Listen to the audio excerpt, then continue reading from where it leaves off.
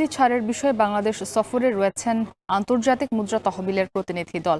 সফরের দ্বিতীয় দিনে ডেপুটি গভর্নর ও বিভাগের প্রধান কর্মকর্তাদের সাথে বৈঠক করবে আইএমএফ। এ নিয়ে আরো জানাতে আমাদের সঙ্গে যুক্ত হয়েছেন আতর নিয়ন। আতর, বৈঠক কি শুরু হয়েছে কিনা একই সঙ্গে জানাবেন যে আজকে যে বৈঠক অনুষ্ঠিত হতে যাচ্ছে সেখানে কি কি বিষয় আলোচনা হতে পারে, সে বিষয়ে কোনো তথ্য আপনার কাছে আছে কিনা?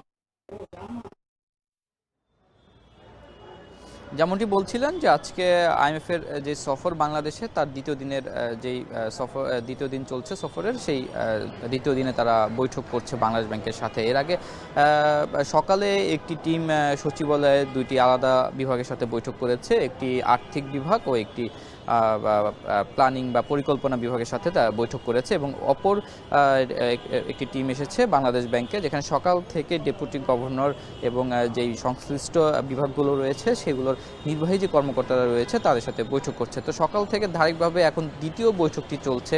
আজকে বিকাল 5টা পর্যন্ত কিন্তু ধারাবাহিকভাবে কিন্তু বেশ কিছু বৈঠক রয়েছে, এবং বিভিন্ন বিষয় নিয়ে তারা কিন্তু বৈঠকগুলো করবেন। তো সকালের প্রথম যেই বৈঠকটি ছিল সেটি হচ্ছে বর্তমানে যেই বিষয়টি আসলে চলমান রয়েছে বাংলাদেশ ব্যাংকের থেকে, সেটি হচ্ছে যে সম্পদ মূল্যায়ন। ব্যাংকগুলোর ক্ষেত্রে আমরা জানি যে বিগত সময়গুলোতে কিন্তু 15 বছর 16 বছর ধরে কিন্তু ব্যাংকগুলোর মধ্যে সবচেয়ে বেশি 10 থেকে 11টি ব্যাংক কিন্তু আর্থিক সমস্যা পড়েছে বা তারল্য সংকটে পড়েছে, যেগুলো সম্পদ আসলে বা তারল্য কিন্তু নাই বললেই চলে, তলানিতে নেমেছিল।